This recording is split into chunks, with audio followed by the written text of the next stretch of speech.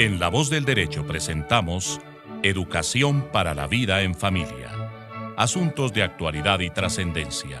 Los temas sensibles que relacionan a las personas en la conformación de la más importante empresa del ser humano, la familia.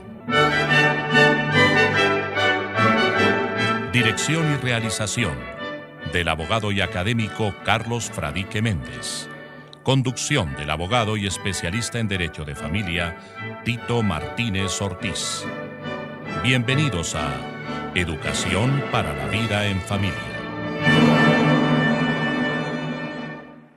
Oyentes de La Voz del Derecho, muy buenas tardes, bienvenidos como siempre a este jueves en la tarde, que cuando ya se está ocultando el sol aquí en Colombia, nos anuncia que estamos con ustedes en La Voz del Derecho presentando Educación para la Vida en Familia. Como siempre, les traemos un tema nuevo cada jueves y es muy placentero acompañarles desde Bogotá, Colombia. Gracias por escucharnos. Ante todo, agradecemos su sintonía, su interés en los temas de familia que tratamos. A todas las señoras, a todos los señores, a todos los progenitores, a todos los hijos y docentes que nos escuchan, pues nos agradaría mucho que nos escriban, que se comuniquen con nosotros. Sus aportes son bienvenidos y son muy valiosos para nuestro programa. Recuerden que pueden escribirnos a emisoralavozdelderecho@gmail.com. También nos pueden ubicar a través de Facebook. En este momento, cuando ustedes nos ven en Facebook, ustedes pueden ubicarnos. Allí encontramos emisora La Voz del Derecho y pueden perfectamente dirigir sus comunicaciones a emisora La Voz del Derecho, programa Educación para la Vida en Familia. Doctor Carlos Fradique Méndez, Lisset Fonseca, Luis Daza, muy buenas tardes a ustedes también. Bienvenidos. En este programa vamos a hablar hoy de un tema, doctor Carlos, que durante varias conversaciones y hemos recibido algunas comunicaciones de oyentes que se han preocupado por la impugnación. ¿Qué es la impugnación? ¿Cuándo se puede realizar la impugnación? ¿Qué términos hay que señala la ley colombiana para llevar a cabo la impugnación de la paternidad o de la maternidad? ¿Cómo se define realmente la impugnación? ¿Y qué referencias tenemos en cuanto a la impugnación para efectos de nuestra audiencia en esta tarde? También, después de hablar de la impugnación en la primera media hora, vamos a hablar después de la investigación de la paternidad, en qué forma se puede llevar a cabo esta investigación y cómo los matrimonios consensuales simultáneos con matrimonio solemne pueden verse involucrados también en la parte de la paternidad o de la maternidad. Allí se presenta un fenómeno que es el de los hijos extramatrimoniales, se puede presentar de tal manera que cómo figura realmente esa parte de pasar del matrimonio consensual al matrimonio ceremonia, y entonces los hijos cómo quedan. Finalmente vamos a aclarar todo eso en este programa y hay que dejar también claro la herencia, cómo se transmite en estos casos. Esto es Educación para la Vida en Familia y le cedo la palabra al doctor Carlos Fradique. Muy buenas tardes, doctor. Don Tito, Lisset, Luis, buenas tardes, audiencia y quienes, ¿cómo se dice los que nos están viendo por Facebook? Bueno, son audiencia, ¿no? Audiencia. Teleaudiencia. Teleaudiencia. Muy bien, para todos.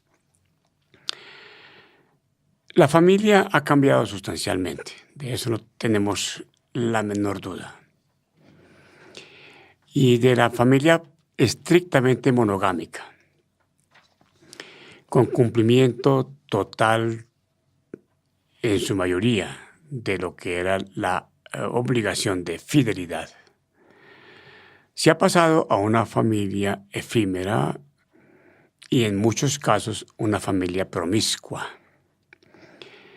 Y de esa promiscuidad, hablando de relaciones sexuales incluyentes, no excluyentes, sino incluyentes, de la mujer con varios hombres y del hombre con varias mujeres.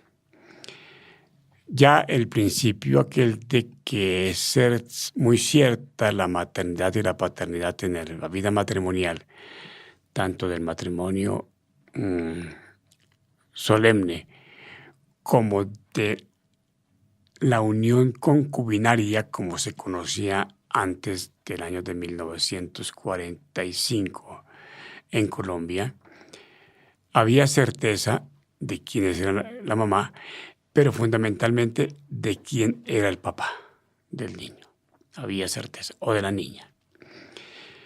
Decimos que hoy en día la fidelidad, entendida como la exclusividad sexual de una mujer y de un hombre, por razón de que han cambiado fundamentalmente, sustancialmente esa relación, puede llevar a que tengamos confusión en la verdad respecto de quién es el padre de un determinado niño o niña. Y para eso, desde antes, con muy raras excepciones, ahora, con bastantes frecuencia, casos que se dan en la vida real, existe en el derecho colombiano la ley que permite impugnar la paternidad y también impugnar la maternidad, especialmente cuando la maternidad se atribuye a una mujer que no ha dado luz, que ha tenido hijos, que no ha tenido hijos y que eventualmente, por ahorrarse el proceso de adopción, decide ir a registrar a un hijo como si fuera suyo, quedando de esa manera falseada la verdadera filiación por parte de sangre entre el hijo, hija y la madre. La ciencia ha avanzado sustancialmente y eso es muy importante tenerlo en cuenta. Cuando se dictó la ley 75, se estableció la posibilidad de que se establecieran las relaciones sexuales entre hombre y mujer, especialmente por medio de testimonios. Ujú. Y en esa época todavía se decía, ese muchachito salió vaciado al papá. Claro. Es la misma cara. Ujú. Y la misma cara de los niños es pues cualquier cara, porque los niños en principio, salvo que tengan facciones muy definidas, especialmente por el color de la piel o porque tengan alguna defecto físico, pues son casi todos parecidos. Esa es una bondad de la naturaleza. Y después, Claro. con el transcurso del tiempo, se pueden presentar desigualdades desde el punto de vista físico. Y entonces, lo que muchas personas hicieron en esa época fue iniciar el proceso de investigación de la paternidad cuando no estaban casadas las personas, y mediante testimonios que se armaron, fueron muchos testimonios armados, muchos testimonios falsos, Ujú. se atribuía la paternidad a una persona que no se podía defender porque estaba muerta. Claro. Y la inclusión de esa paternidad tenía intereses exclusivamente patrimoniales. Claro. Y así hubo muchas personas que fueron estableciéndose como hijos sin que lo fueran de verdad. La ciencia avanzó y entonces se hicieron unos experimentos de compatibilidad genética y se estableció que había unos genes que se podían comparar y que si se excluían en cierta proporción, se excluía la paternidad. Ujú. Y si no, la paternidad quedaba incluida. Y después vino tal vez el descubrimiento más grande desde el punto de vista de lo que es la evolución del ser humano, que es el mapa genético de los seres humanos. Ya. Y entonces decimos, todos los hombres somos diferentes. Sí. Yo cada vez que escucho eso me doy cuenta de que el tema de la igualdad es un tema absolutamente fantástico. Eso es surrealista, ese Nacemos tema. iguales No, nacemos ante la ley. iguales. No, salimos Pero iguales. somos diferentes. Eso de que la gente diga, en la radio en este momento y en los medios de comunicación se dice, queremos que reconozcan nuestra diferencia. Y cuando en todos los grupos, especialmente los grupos minoritarios, quieren que les reconozcan las diferencias, pues lo que están diciendo es, díganos que somos desiguales. Y apareció el ADN. Ujú. Con todas las técnicas que en este momento están de avanzadas, se ha llegado a establecer 23 pares de genes que pueden ser compatibles, en donde el hijo necesariamente hereda uno de la mamá y uno del papá. Y al hacerse la confrontación de que tiene uno de los alelos del papá o de la mamá, y el papá concurre en el 99.99% de esa configuración genética del hijo, se llega a la conclusión de que la paternidad es absolutamente indescartable. Es decir, que la probabilidad de paternidad es 99% y de esa manera hay que declarar la paternidad. Pues ese mismo procedimiento del ADN es el que sirve para efectos de establecer si una persona no es el papá de una determinada persona. Entonces, el proceso de impugnación de paternidad, que antes era casi que un proceso de chisme, Sí. porque era poder demostrar que el hombre había estado en absoluta incapacidad de poder tener acceso a la mujer durante el tiempo en que se presumía la concepción. Ese tiempo de concepción, ese tiempo dentro del cual se presume la concepción, no sé si Licea lo debe tener claro, es que el niño no puede nacer, una persona no puede nacer antes de 180 días y decían que después de 300. Entonces hay esos 120 días dentro de los cuales se establece que se produjo El parto. No, O la concepción. la concepción. De que siga la concepción. Sí. Dentro de ese tiempo, de los 180 días, el papá y la mamá que han tenido posibilidades de tener relaciones sexuales con diferentes personas pueden llegar a la confusión de la paternidad. Claro. Y entonces lo que se hace es, teniendo alguna duda fundada, no es una sospecha, no es que me pareció que de pronto no es mío. Sí. Una duda fundada, el hombre puede impugnar la paternidad de su hijo o en algunos casos, ya después de haber pasado el tiempo de los 140 días que establece la ley, especialmente hermanos, especialmente hijos que tienen vocación hereditaria, pueden decir, diga señor juez que ese no es mi hermano. Y entonces, lo que la ley hizo de manera muy práctica, no sabia, pero sí muy práctica, es decir, usted presenta la demanda de impugnación de la paternidad. Le notificamos esa demanda a los interesados. Ajá. Puede ser la mamá o pueden ser los herederos de la mamá en el evento de que la mamá haya fallecido, a los herederos del papá. Sí. En el evento de que hayan fallecido, entonces serán los herederos de los que presentan la demanda. Y la juez, una vez que se notifiquen la demanda, algunos se allanarán, otros dirán, no acepto, sino que me atengo a lo que la prueba diga, si eso no es mi hermano. Ajá. El juez decreta un examen de ADN, de compatibilidad genética. Entonces, en ese caso van mamá, presunto papá, en este caso, papá porque está en el registro civil de nacimiento reconocido, el hijo, se toman las muestras y en ese evento es pero muy importante que se observe lo que los médicos llaman, los genetistas llaman la cadena de custodia. Es decir, que se sepa que la sangre que se tomó al niño, la sangre que se tomó, o la muestra de sangre más bien que se tomó al niño, la muestra de sangre que se tomó al papá, la muestra de sangre que se tomó a la mamá, que todos van con la protección de la persona que en el laboratorio que sea acordado, debe tener perfecta protección para evitar de que se cambie una de esas muestras. Sí.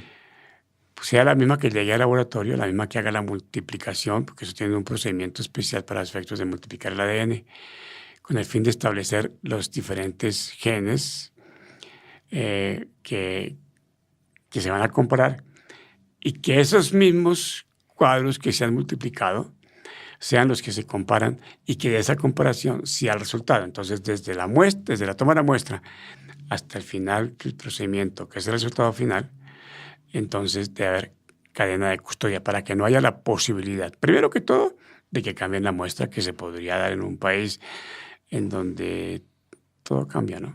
Sí.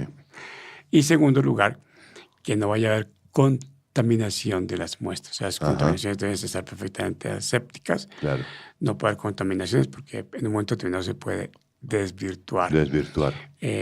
O más bien dañar la muestra, alterarla, y entonces el resultado no sería el esperado.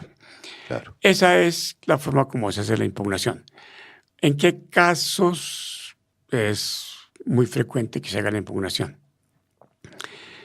En los casos en donde las relaciones sexuales son impensadas. Entonces, he visto algunos casos en donde aquí tenemos que hablar de las mujeres porque es la que queda embarazada biológicamente hablando. Claro. Entonces se van a la fiesta. Sí. Y en la fiesta tomamos licor, hacemos la invitación al baile, hacemos la invitación de pronto al consumo de la droga. Ajá. Y en ese momento la gente pierde los estribos y pierde todo. No tiene ninguna limitación en cuanto a la posibilidad de tener relaciones sexuales. Y puedo haberlo repetido así en 2 o 3 fines de semana durante los cuales podría quedar embarazada. Podría. Y quedó embarazada y no sabe la persona de quién es el papá. Y esa persona que estuvo con esa señora, que no era el novio, que no era el amigo, que fue una persona que se encontraron accidentalmente en la fiesta, puede ser el que diga, usted es el papá.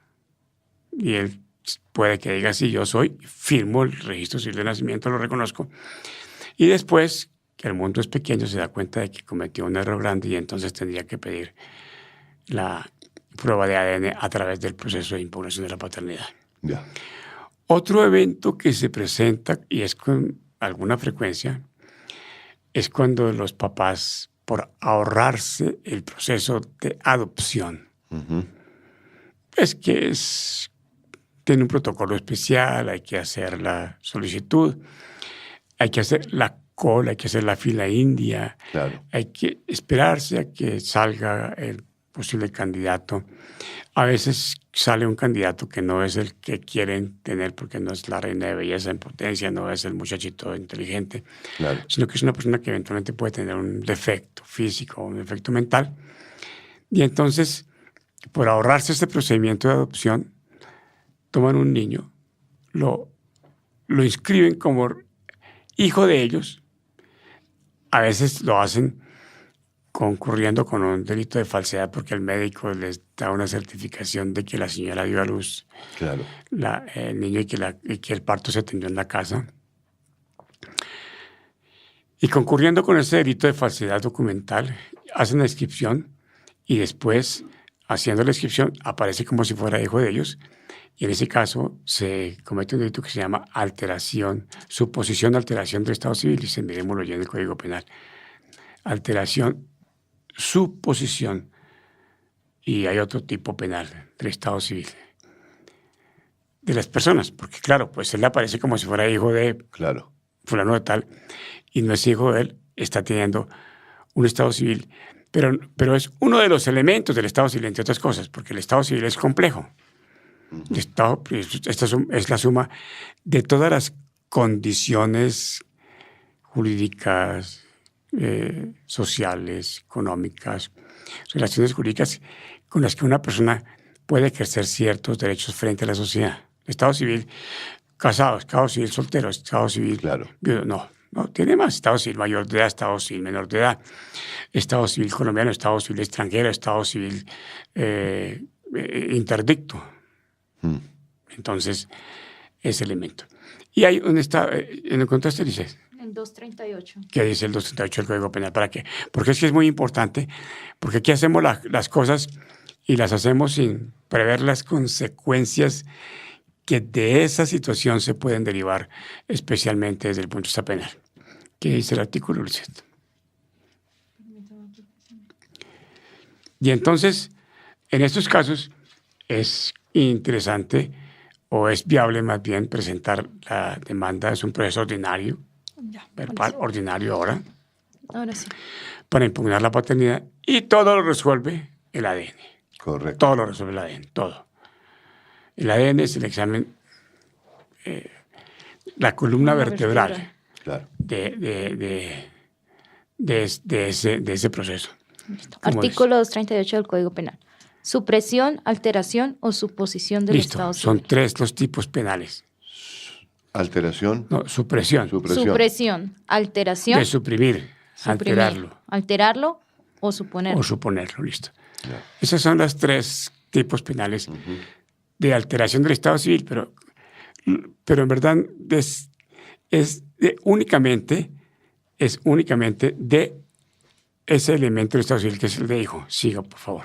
El que suprima o altere el estado civil de una persona o haga inscribir en el registro civil a una persona que no es su hijo o que no existe incurrirá en prisión de 16 a 90 meses. Listo. Porque ese estado civil en general también puede ser adicionado con un delito de falsedad. Claro. Por ejemplo, la persona quiere ser mayor de edad o quiere pensionarse más temprano. Y entonces va y consigue unos documentos. Dice, yo no nací en el 50, sino que nací en el 48 o en el 43 para ganarme 3 años de vida. Claro. Para poder recibir mi pensión. Ahí está alterando el estado civil. Sí. Pero ese delito está perfectamente contemplado en este artículo 237. 238. 238, listo. Código Penal. Pero además de eso se está cometiendo un delito de fraude procesal seguramente, porque ese cambio tiene que hacerlo con juez. Unos delitos de falso testimonio, porque habrá que diga, mire, yo me di cuenta de que él nació en esa época. Podría presentarse también el caso de un delito de falsedad. Entonces, porque la conducta pura de un delito no es frecuente. Siempre hay adiciones para ese delito. Y cuando se presenta ese caso de estado civil, no es el que está contemplado en el 238, porque ahí es únicamente al hijo, Claro. que haga inscribir a una persona que no es el suyo. Que no es el suyo. Ya hemos dicho aquí varias veces, pero podemos hacer referencia a los hijos de las madres jovencitas que son inscritos como hijos de los abuelos. Eso ya lo hemos dicho. Pero usted por fuera de cabina me estaba contando una historia interesante de un indígena. Eso fue presentado en un programa de Séptimo Día. Y sí, también tenía un caso de su etnia masónica, ya de alteración del estado civil, o cómo fue la cosa. A ver, cómo. Claro. Es interesante el caso. Este caso lo presentaron en televisión en Séptimo Día, el programa Séptimo Día, en donde lo que se presentó realmente fue un conflicto entre representantes de una etnia. Y en ese conflicto, durante ese conflicto, nació una niña. Y a la indígena que tuvo la niña, se la quitaron. Personas que intervenían en el conflicto le quitaron la niña. Le dijeron, esta niña no debe estar aquí. Se la entregaron a una persona que no pertenecía a la etnia. Era una persona, no indígena. No era una niña indígena, se la entregaron a un señor que estaba en ese momento. ¿No era indígena? No era un indígena. El señor no es indígena. El señor tomó la niña, se la trajo para su casa, como cuando se llega a la casa con un perrito. Él llegó con una niñita recién nacida. Y entonces esa niña... Seguramente la inscribió como hija suya y ahí teníamos un delito de alteración del estado civil. Seguramente. Perfecto, no se observó el tema del embarazo. Y pues claro, algo que, don Tito Lisset, tenemos que aprender nosotros los seres humanos, y eso deberíamos enseñar en la clase, es que los niños crecen. Claro. Y no se les puede tener todo el tiempo engañados. No. Y se les puede todo el tiempo mantener una imagen que no corresponde a la realidad y muchísimo menos a sus antecedentes desde el punto de vista de familia, Claro. de sus papás, de sus mamás, Sí. y mucho menos en casos en donde es evidente la diferencia de facciones, Claro. de estatura, Ujú. de conformación del cuerpo Sí. humano. La parte ósea. La parte ósea es diferente. Claro.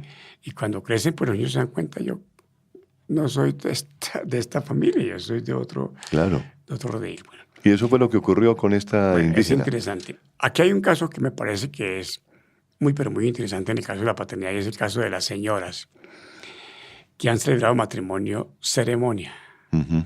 y se separan. Eso es muy frecuente. Sí. Y sin hacer divorcio previo, sin hacer divorcio. Además, aquí hay personas que dicen que hacen la separación de bienes y que ya con eso están divorciados. Sí. Es diferente la separación de bienes del divorcio, son dos cosas diferentes y para Claro. efectos de la paternidad lo que vale es el divorcio. Entonces, están divorciadas, conviven, durante ese tiempo de convivencia quedan embarazadas y sucede que el señor con el que están viviendo pues le parece que es lo más correcto registrar como si fuera hijo suyo a esa persona o a esa niña, pero sucede que la ley establece la presunción de paternidad respecto del marido. Entonces, ese hijo de verdad es hijo del marido, se presume hijo del marido, y el compañero o el cónyuge consensual que está aparentando como papá del niño no lo es. Y entonces hay que hacer un proceso que es de impugnación de paternidad respecto del marido de la señora y simultáneamente un proceso de investigación de la paternidad respecto de el marido. Cuando del marido consensual. Cuando no hay esa certeza en el marido consensual, pues sería importante hacer el ADN para que con él también, ¿no? Claro. Porque yo tuve el caso de una señora que había vivido con su marido, se separó, se fue a vivir con otras personas profesionales. Pero un hijo, el marido dijo, yo soy el presunto padre, entonces voy a inscribirlo como mi hijo y voy a reclamar derechos de visitas sobre ese hijo, a sabiendas de que no era él. Yo tengo la impresión de que en esos casos, cuando formalmente se podía tener el derecho, el ejercicio del derecho es evidentemente un delito. Y mucho más cuando se va a hacer, se va a tener de conejillo de indias a un niño y es un acto de violencia intrafamiliar grave. Claro. Pues se hizo el examen, hubo la demanda, hicieron el examen de ADN entre los 4 y sucede que ninguno de los dos papás resultó ser el papá, los dos hombres resultó ser el papá del niño. Qué sorpresa. La verdad es que yo, después de ese descalabro, en donde la señora no supo dar ninguna explicación clara, yo me retiré del proceso y no supe cómo iba a hacer eso. Pero de todas maneras, es importante que las personas sepan que deben tener su paternidad definida, que debemos volver a la honradez sexual y que cuando la mujer quiera quedar embarazada, se prepare, programe a su hijo y la exclusividad sexual sea el fundamento, el pilar más bien que respalde la certeza de la paternidad. Creo que se nos acabó el tiempo. De esta media hora se nos acabó. ¿Ah, sí? Se nos pasó ya. Qué pena con ustedes. Vamos a un pequeño corte musical. Y acabamos de estar media hora y vamos a otro programa ahora. Listo. Y regresamos con otro programa. Esta es La Voz del Derecho. Bueno, volvemos aquí en Educación para la Vida en Familia esta tarde de jueves. Aquí estamos hablando de la investigación de la paternidad en esta media hora y el doctor Carlos Fradique pues nos puede ilustrar en torno a la investigación de la paternidad, cómo se lleva a cabo, cómo se hace una investigación de la paternidad o de la maternidad y con qué objeto muchas veces ocurre esta investigación. Pues, amable audiencia, esto es muy importante. Primero que todo, se establece como derecho fundamental de las personas el de tener una familia. Sí. todos tenemos derecho a tener una familia. Claro. Eso lo dice la Constitución y lo dice, pues, por supuesto, la Declaración Universal de los Derechos del Niño, la Convención de los Derechos del Niño. Yo me he puesto a pensar en mi vida profesional, porque he tenido el caso, de que hay eventos en los que las mamás especialmente deben tomar la decisión de si piden o no piden la investigación o la identificación del papá. Yo pienso que en algunos casos no es buena, más bien, pedir la investigación de la paternidad. Porque una vez que el hombre es identificado como padre, va a ser un problema. Le va a comenzar a amargar la vida al hijo, le va a comenzar a amargar la vida a la mamá, le va a comenzar a amargar la vida a la suegra. Va a llegar el día de la madre a hacerle reclamos, así como pasó hace 20 días, que iban a hacerle reclamos a la mamá. Y a ser agresivos y a generar toda clase de discusiones. Yo pregunto, ¿qué interés tendría una mamá en que el papá de su hijo, que bueno, tuviera una relación afectiva, que estuvo bien, y que ahora es drogadicto, que ese papá drogadicto sea el que está, o que ese hombre drogadicto aparece como papá de su hijo? Entonces creo que ahí no valdría la pena que se hiciera esa investigación. Claro. Pero porque no va a haber aporte afectivo, segundo, no va a haber buen ejemplo, tercero, no va a haber aporte económico. Y cuarto, lo que va a estar es el niño, si crece, pendiente de que su papá está cometiendo ilícitos, está cometiendo barbaridades, de pronto está en la cárcel. Pienso eso. Entonces, para que las mujeres ahora valoren. Por supuesto, que antes de tomar esa decisión, es muy importante que las mujeres sepan con quién van a concebir un hijo. ¿Con quién? Claro. Nosotros tuvimos un caso de una pareja, ¿no? Una pareja que dijeron, yo quiero tener un hijo. No sé si fue él o ella. Supongamos que fue ella. Yo quiero tener un hijo. Y el Señor dijo, sí, qué rico, tengamos un hijo. Y tuvieron el hijo. Ese es el acto más cruel de irresponsabilidad en la progenitura. Es que un hijo no es un juego. Un hijo no es cambiar un muñeco por un muchachito. Un hijo no es cambiar o la progenitura más bien no es cambiar una mascota por un niño. Claro. Eso implica muchas responsabilidades, mucho más cuando de entrada tener un hijo supone casi que firmar un pagaré por 18 años, con unas cuotas relativamente altas, de las cuales, si se ejerce bien la progenitura, se van a tener muy buenos resultados. Pero si no se ejerce bien la progenitura, van a tener dolores de cabeza. Claro. Entonces, antes de eso, mirar si se conviene o no conviene la investigación de la paternidad. Claro. La mujer, para que pueda pedir la investigación de la paternidad, tiene que ser soltera o tiene que estar divorciada. Y cuando está divorciada, debe estar más de 300 días de divorciada para que el hijo nazca. Después de esos 300 días, por lo menos que tenga 180 días de divorciada ya para que se quede embarazada, Claro. Más de los 300 días, con el fin de que no haya confusión o yuxtaposición de paternidades. Porque si ella se divorcia y el hijo está divorciado y está embarazada, y el hijo nace a los 6 o 7 meses, y la persona con la que ya está viviendo, ella la reconoce, habría una eventual presunción de paternidad entre el marido consensual y el marido ceremonia. Pero para poner los plazos más claros, el hijo nace a los 190 días o 200 días después del divorcio. Y entonces ahí viene la presunción de que si nace 300 días después del divorcio, es hijo del marido. Sí. Ceremonia, Sí. o solemne. Sí. Y si nace después de los 180 días de comenzar la convivencia, entonces es hijo del marido consensual. El marido Entonces, consensual. ahí concurren las dos presunciones. Sí, Una concurrencia que es fatal desde el punto de vista de la identificación del niño. claro. Entonces, en ese caso, habría que hacerlo, ya lo habíamos dicho en el programa anterior, la impugnación y en este caso la investigación de la paternidad.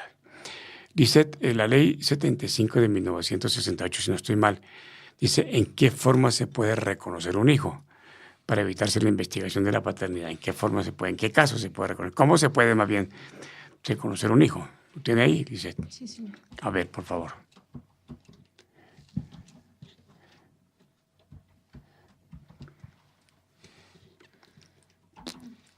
Se puede hacer. Bueno, el artículo primero. Bueno, artículo segundo. Reconocimiento de hijos naturales. Hoy en día ya no se habla de hijos naturales. No. Y eso se llegó a la conclusión, don Tito, porque después de muchos años se llegó a la conclusión de que no había hijos sobrenaturales. Sí, Entonces, ni siquiera los de probeta. claro. En los niños de probeta, lo que es artificial es el procedimiento de incubación, pero después de que se hace la fecundación del óvulo, todo lo demás es proceso natural. Listo. Los hijos, ¿cómo se reconoce un hijo? En el acta de nacimiento. Listo. Entonces, primero firmando el acta de nacimiento. Ahora es muy fácil porque sucede que los médicos tienen algunos convenios con las notarías y el notario va, una vez que nace el hijo, va, toma las huellas plantares y el papá dice yo soy papá y lo reconoce y listo. Es muy fácil ahora. Por escritura pública. Porque cualquiera que sea el contenido de la escritura pública, independientemente de que el reconocimiento no sea el objeto principal de la escritura. Por ejemplo, si yo voy a una notaría y digo, yo vengo a dar permiso para que mi hijo fulano tal, nacido tal, salga del país, pueda pedir su pasaporte y pueda salir del país con fulano tal, esa manifestación que no tiene como objeto principal el reconocimiento del hijo, vale como reconocimiento del hijo, sí, Por testamento. por testamento. Y por manifestación expresa y directa hecha ante juez. Listo. El testamento supone... Aquí no tenemos cultura de testamento, don Tito dice, no tenemos cultura de testamento. Hay que aprender a que tenemos que utilizar el testamento para muchos fines. Sí, Para beneficiar a alguien, para sancionar a alguien. Ya miraremos en un momento determinado cómo es importante el testamento para efectos de sancionar a alguien. Y para reconocer, si uno dejo mi cuarta de libre disposición, ahora ya es hasta la mitad. Dejo de esa mitad que yo tengo, dejo la mitad de esa mitad, se la dejo a mi hijo, a fulano tal que es mi hijo, claro.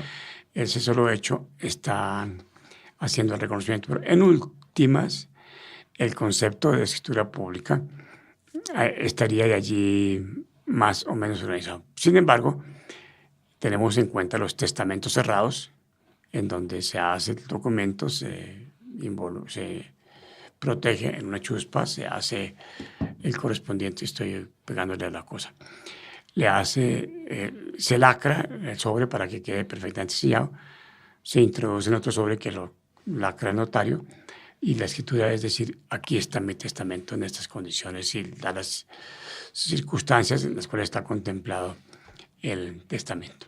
Y por manifestación ante un juez. Hemos dicho y lo hemos planteado también de manera muy clara que esa manifestación de paternidad ante un juez es ante cualquier juez, Y hoy en día se ha ampliado eso, Lice, para hacerlo ante el defensor de familia, ante el ministro de familia, ante el comisario de familia, sí, se puede hacer la manifestación ante el defensor de familia, se puede hacer. Y juez de cualquier jurisdicción, si yo voy en un proceso penal y estoy, por ejemplo, siendo sindicado de una comisión de un hecho ilícito y llamo a declarar a fulano tal y digo relación de parentesco, es mi hijo en un proceso penal, estoy haciendo el reconocimiento de ese hijo Y de esa manera se está cumpliendo con el requisito del artículo 2 de la Ley 75 de 1968. Es importante, es muy importante que las personas dejen claridad sobre quiénes son sus hijos en el testamento, para efectos de evitarse procesos que son sumamente complicados, sumamente desagradables, especialmente en la repartición de la herencia. Los hijos aquí se pelean por la herencia en Colombia. A la voz de plata, Muchas peleas. muchas peleas surgen. Muchos. Sí. Y conflictos y muertes. Ajá. Aquí hubo un caso absolutamente aterrador de una niña que era nieta del fallecido. La mamá había muerto, entonces ella le correspondía representar a la mamá en el proceso de sucesión. Hubo dificultades entre la persona que estaba siendo la curadora de la niña y un hijo que era el heredero, para efectos de ponerse de acuerdo en cómo se iba a hacer la repartición. Y este bellaco, porque no se le puede decir de alguna otra manera, planeó y ordenó a través de sicario matar a la niña. Ese fue un caso muy sonado en Colombia. Sí. Y así ha pasado también otros casos en Colombia en donde por dinero se eliminan, se matan. Y pues tenemos gravísimas consecuencias por ese tema del dinero. Posibilidades de echar el testamento. Ese es un buen. Si piensan que va a haber conflicto entre los hijos, entre los herederos, háganlo.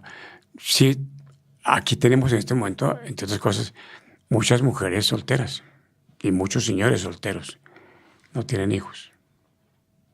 No tienen vocación hereditaria con su primera generación. Claro. Entonces, ¿quiénes vienen a recibir la herencia? Vienen a recibir la herencia de los hermanos, a veces los hijos de los hermanos. Y no falta quien diga: yo fui la última compañera o el último compañero durante los 2 años siguientes, entonces necesito que me reconozcan como con derecho a mi vocación de porción conyugal. O no tenía hijos, entonces yo soy su heredera, como compañera permanente. Eso hay que reglamentarlo, porque no se puede pensar que eso pueda ser así. Me decían, no voy a decir el nombre, de una persona muy, pero muy importante en Colombia. Muy importante en Colombia. Vivía en Bogotá. Hizo reír a mucha gente. Hizo feliz a mucha gente. Hasta ahí va la descripción del personaje. En los últimos años de su vida tuvo dificultades mentales. Ya estaba desgastado, estaba cansado de la vida. Y aparentemente le aparecieron unos buenos amigos que lo iban a visitar. El señor murió. Y lo que estaba en la casa, en la caja fuerte, se lo robaron estas personas sin ningún dolor. Se lo robaron, así, facilito. Claro. Entonces estaban preguntando, ¿y la herencia de fulano de tal qué pasó? No se la robaron. Porque le aparecieron allá personas cercanas. Él no tenía hijos. Entonces es importante que en un evento de esos la persona tome la decisión de definir quiénes son sus bienes, sus herederos, y de definir con qué personas va a querer pasar los últimos días de su muerte. Eso es importante que quede claro en el testamento. Hay casos, hablando de la investigación de la paternidad, pues investigación de la ascendencia, en donde también, además de investigar la paternidad, está la investigación de la maternidad. Se me ocurre pensar que en este caso, que yo todavía no he podido superar, no sé si mucha gente tampoco, del asesinato de Ilse Amori, la sargento chilena, Sí. por la forma como quedó su cuerpo muy maltratado por la incineración a que fue objeto, para efectos de establecer si ella era o no era Ilse, se estableció o se ordenó un examen de compatibilidad genética de ADN, como si fuera una investigación de maternidad. Claro. Con su hijo. Yo había creído que su hijo era un hijo relativamente joven. Ella ya era abuela. Ya era abuela, tenía 52 años y ya era abuela. Y se hizo un examen de compatibilidad genética entre el hijo y los restos que encontraron los restos humanos. Y se estableció que evidentemente esa era la mamá. Mire qué simpático, o más bien, qué irónico, tener que hacer un proceso de investigación de la paternidad para efectos de declarar una persona que fue objeto de un crimen tan horrible como ese. Claro. Esa es en términos muy generales. Podríamos pensarnos en muchas situaciones más de suposición de paternidad. Ajá. Voy a hacer una referencia histórica y la hago con todo respeto, pero me parece que es absolutamente válida. Y es el caso de Jesucristo. Jesucristo fue concebido por María. Los católicos la llamamos la Virgen María, con todo lo que es la historia de lo que es la Virgen María. Y después aparece que el papá de Jesucristo no es el marido de María, que era José, sino que había sido concebido a través de la voluntad divina del Espíritu Santo.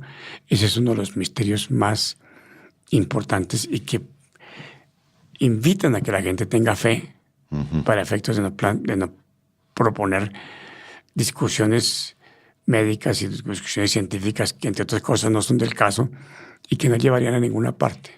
Porque, entre otras cosas, la fe y la ciencia, como tal en muchos casos, no hay que confrontarlas porque si no, entonces uno pierde la fe. Y si perdemos la fe, nos terminamos de petaquear estos últimos días de la vida. Claro. Es eso. Creo que no sé cómo estamos de tiempo. Bueno, listo. Hagamos referencia a algo que es muy importante desde el punto de vista de la investigación de la paternidad y la investigación de la maternidad. Claro. Pero mire, doctor Carlos, hay una cosa, es cuando ocurre los hijos extramatrimoniales, que son básicamente hijos que son concebidos durante una etapa de una persona que se separa y conoce a otra persona y entonces viene la unión marital de hecho o matrimonio consensual, ¿cierto? Y entonces... Yo he querido, porque todavía tenemos la cultura de que podamos entender de verdad que cuando el hijo nace de un hombre y una mujer que forman hogar, no son extramatrimoniales. Ajá, pero ante la ley dice, no, ese es un hijo extramatrimonial. No, porque son hijos de un matrimonio consensual. Y entre otras cosas son hijos presuntamente hijos del marido consensual. Ajá. Porque así lo establece la ley. Exacto. La establece la ley, está la presunción de paternidad, que no estaba... esto es una ley muy cercana, ley reciente, ley 60, si no estoy mal, cercana, y que sí estaban contemplados en el artículo 323, si no estoy mal, del Código Original de 1873. Claro. Que después fue derogado, pero sí estaba contemplado así. Entonces, pero cuando ese matrimonio consensual se vuelve matrimonio ceremonia, entonces viene la legitimación de los hijos. Viene la legitimación, sí. Viene la legitimación. Que hoy en día no tiene mucha trascendencia porque no hay ninguna diferencia entre el hijo extramatrimonial que llaman, el hijo legítimo y el hijo legitimado. Exacto. No hay ninguna diferencia porque la Constitución dice que todos los hijos tienen los mismos derechos y tienen los mismos deberes. Los hijos de sangre, los hijos adoptivos, y los hijos procreados con asistencia científica. Eso lo dice el artículo 42 de la Constitución, de tal manera que yo creo que lo de la legitimación como tal ahora no tiene mayor importancia, porque como ya no hay diferencias entre unos y otros. Pero de todas maneras, los notarios, sí, cuando hay matrimonio o ceremonia, lo primero que dicen es, ¿ustedes tienen hijos? Sí. Si dicen, sí, tenemos hijos, entonces tráigame el registro civil de los hijos. ¿Para qué? Para legitimarlos. Pero dejarlos legitimados por medio del matrimonio ceremonia. Sí, ¿por qué? Porque es que desafortunadamente en Colombia nos cuesta mucha dificultad olvidarnos de lo que nos enseñan en la facultad para reemplazarlo por lo que nos enseña la vida. Es que ese es el problema. La escuela de la vida va cambiando mucho la realidad. Entonces, yo vi un aviso hace unos días donde rezaba: la fuerza de las leyes debe ser más importante que la fuerza de las armas. Y eso me parece muy importante. Pues por supuesto que sí, lo que usted dice es perfectamente válido desde el punto de vista formal. Entonces se casan y los legitiman. Están reconocidos, los legitiman. Y si no los legitiman, no están reconocidos, pero los hacen reconocer en el acta, reconocemos a tal persona y quedan legitimados. Ese es un tema bien frecuente, es muy curioso en los matrimonios civiles, entre otras cosas. Claro. Porque en los matrimonios católicos los curitas no hacen eso. ¿Quiénes descubrieron el ADN? Bueno, ese es un tema ya científico, porque eso es un proceso. Yo he encontrado que la prueba que Watson y Crick necesitaban era una prueba. Y en la mañana del 28 de febrero de 1953, Watson y Crick determinaron que la estructura del ADN era un polímero de doble hélice o una espiral de 2 cadenas de ADN que contienen cada uno una larga cadena de nucleótidos de monómero enrolladas una alrededor de la otra. Explicación el mapa genético científica. Entre otras cosas, un mapa genético estructurado por regiones en el mundo. Sí. Para llegar a la conclusión de que muy pocos son los casos en los que el ADN es idéntico. Claro. Francis Harry Compton Crick es un señor físico, biólogo molecular y neurocientífico británico, conocido sobre todo por ser uno de los 4 descubridores de la estructura molecular del ADN, junto con James Dewey Watson y Rosalind Franklin. Ellos son realmente los padres de los descubridores. De esos descubridores de esa metodología. Con muchísima incidencia, porque entre otras cosas, hablando de eso, don Tito dice, desde el punto de vista de la progenitura responsable, recomiendan los médicos que los papás hagan, antes de concebir un hijo, un examen de compatibilidad genética. Claro. Para efectos de evitar enfermedades que son justamente derivadas de incompatibilidad. Sí. Y acaba de expedirse una ley, no estoy muy seguro que ya la hayan sancionado al presidente. Mediante la cual cuando se nace un hijo y eventualmente hay presunción de que puede haber enfermedades de esas que llaman raras, enfermedades que son de dificultación, entonces toman el ADN para efectos de hacer el estudio y saber de qué puede sufrir ese niño. Especialmente cuando se casan primos, ¿no? Sí. Antiguamente se exigía. O tienen alguna enfermedad genética. O alguna enfermedad genética. Lo que eso deben hacerlo era antes de casarse, antes de tener el muchachito. Sí. Y nos ahorramos eso mucho más barato. Sí. Creo que se nos acabó el tiempo. Muy bien. ¿Sí? Conocemos casos realmente que son lamentables, en donde se han unido primos y se han reproducido y nacen unos niños con unas enfermedades terribles que son difíciles de curar. Pues, y mueren esos niños pues a hay edades muy comunidades tempranas. Que son endogámicas. Claro. Entonces se casa papá con mamá, los hermanos, los primos entre sí. Y entonces, como no hay posibilidades de compartir externamente la herencia genética, esos genes se van debilitando y los niños van tendiendo a nacer con enfermedades genéticas. cerca de Caracas, subiendo, hay un lugar lindísimo que se llama la Colonia Tovar. Es bellísimo y hay un sitio ahí que se llama Selva Negra en recuerdo de lo que es la región de Selva Negra en Alemania. Claro. Y venden un whisky delicioso. Y ellos son alemanes y tienen una vida cerrada.